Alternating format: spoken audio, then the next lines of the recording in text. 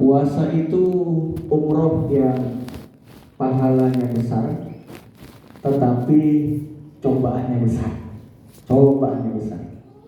Apa bagilah orang berumroh di bulan puasa itu?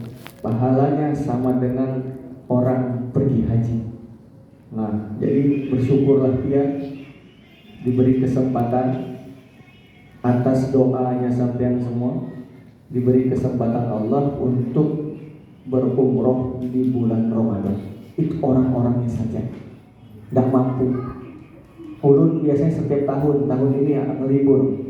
Nanti yang akan menemani Bapak Ibu sekalian adalah kakak saya, kakak kandung saya, Egawati ini, yang akan menemani di perjalanan dan akan dibimbing nanti oleh Ustadz yang sudah kami siapkan, nanti dibantu oleh Ustadz Mustiko yang kebetulan juga beliau sudah pernah haji plus bersama saya, pernah umroh bersama saya sudah. Ini adalah umroh ketiga beliau di PT Naja. Beliau juga ingin mengejar tarawih di Masjidil Haram dan Masjid Nabawi. Maka sekali lagi bersyukurlah Bapak Ibu sekalian memilih umroh di bulan Ramadan. Hanya orang yang kuat tantangan saja yang berumroh di bulan puasa. Bayangkan jam 4 imsak, jam 7 maghrib baru buka puasa. Di Indonesia jam setengah 6 sudah buka puasa. Di Arab Saudi jam 7 baru buka puasa. Selepas itu pian sholat maghrib, makan, tarawih sampai jam 11, bahkan jam setengah 12 malam. Bagi yang kuat, lalu sahur jam 2, lalu setelah itu jam 4 sudah pergi ke masjid lagi, terus seperti itu setiap hari. Dengan keadaan cuaca yang panas, tapi nikmat, tidak terasa insya Allah. Jadi bersyukurlah Bapak Ibu bisa berpuasa di Saudi Arabia, di Mekah dan Madinah. Bapak Ibu yang ulun muliakan, pertama bahwa Ibu Bapak akan berangkat pada tanggal 8 Maret 2024. Hari apa itu? Hari Jumat. Pesawatnya jam 2. Jam 2 ke jam 6? Jam 4? Hah? Jam 4 sore terbang. Berarti Ibu Bapak pada jam 8. Ayo silakan kasih apa namanya? Absen. Ini langganan saya juga bulan puasa terus setiap tahun. Tutup itu biar dingin. Karena sebagian ibu bapak ada yang puasa. Ada yang puasa hari ini? Tolong yang puasa mas apa? Wadah kotaknya diambil kembali. Nah, jadi kita akan berangkat tanggal 8 meninggalkan Pangkalan Bun menuju Jakarta. Paket umroh ini sebenarnya paket umroh termurah di zamannya, apalagi ini bulan puasa. Jadi insya Allah nanti di Madinah ibu bapak akan menginap di hotel Badar Mangkok, jaraknya 50 meter dari masjid. Setelah itu di Mekah insya Allah ibu bapak akan menginap di hotel Snood namanya, jaraknya mungkin 200-250 meter dari Masjidil Haram. Sepanjang jalan itu isinya adalah jemaah tarawih. Nanti ibu bapak saya akan jelaskan lebih rinci. Ibu bapak yang saya muliakan, kita akan berangkat pada tanggal 8 Maret. Pesawatnya itu dijadwalkan jam 16.00 terbang dari Pangkalan Bun menuju Jakarta. Tetapi ibu bapak sehari sebelumnya akan kami kabarkan. Biasanya pesawat 6R ini suka bergonta-ganti jadwal sesuai dengan sukanya dia, karena pesawatnya cuma ada satu. Bila nanti kok maju, terima saja. Kok dimundurkan lagi, terima saja. Itu jadwal adalah tentatif namanya. Tentatif itu tidak merubah hari, tapi jamnya mungkin berubah. Itu namanya tentatif. Makanya ditulis jadwal tentatif. Misal contoh, Pernah suatu hari pesawat 6R itu jadwalnya jam 14.30 terbang, jemaah saya suruh kumpul jam 12 siang. Tiba-tiba sehari sebelumnya pesawat memberitahu pelanggan yang terhormat dengan mengucapkan permohonan maaf, penerbangan Anda IN 190 Pangkalan Bun tujuan Jakarta dimajukan menjadi pukul 07.00 pagi. Maka sampai harus dari rumah jam 5 subuh. Seperti itu. Nah, jadi tolong kiranya sehari sebelumnya tanggal 7 akan kita share ulang di grup bahwa keberangkatan kita ada perubahan akan kami beritahu.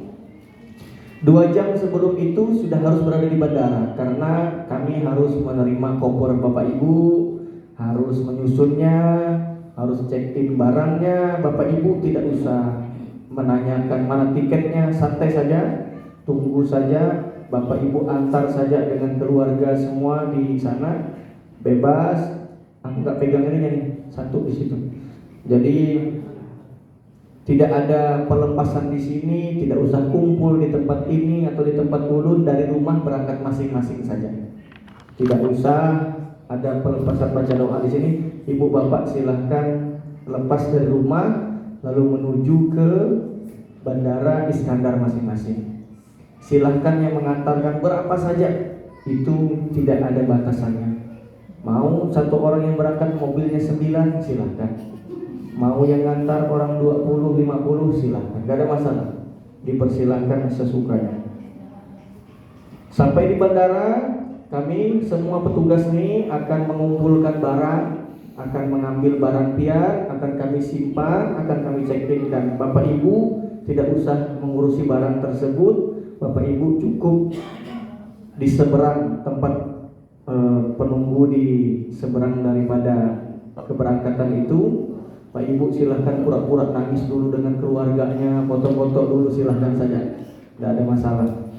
Lalu nanti akan kita bagikan boarding kepada Bapak Ibu sekalian. Lalu sebelum berangkat dari rumah, yang ingin ulun pastikan adalah Bapak Ibu sudah menerima 2 jenis baju ini, yang coklat dengan yang kuning. Sudah semua? Ada yang belum dapat?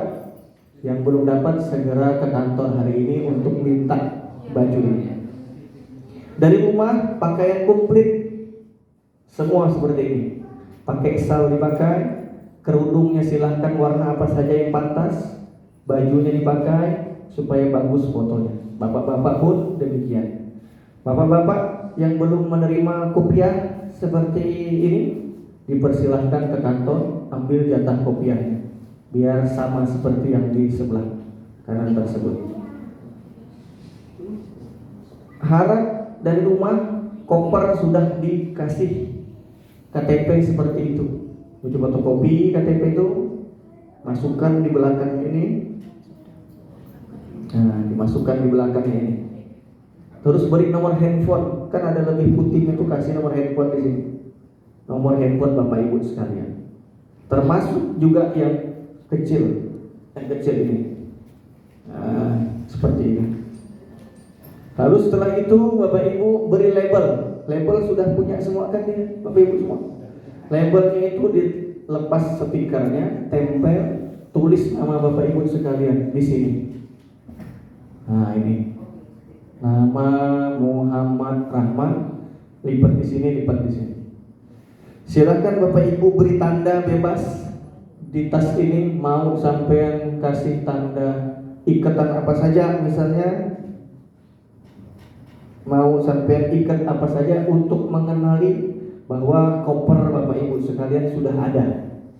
Jadi ketika sampai Jakarta tuh pian melihat, oh itu koper saya sudah ada, itu koper saya sudah ada. Jadi tidak usah bingung-bingung membalik-balik lagi. Ikat apa? Bendera kah? Dikasih kain kah?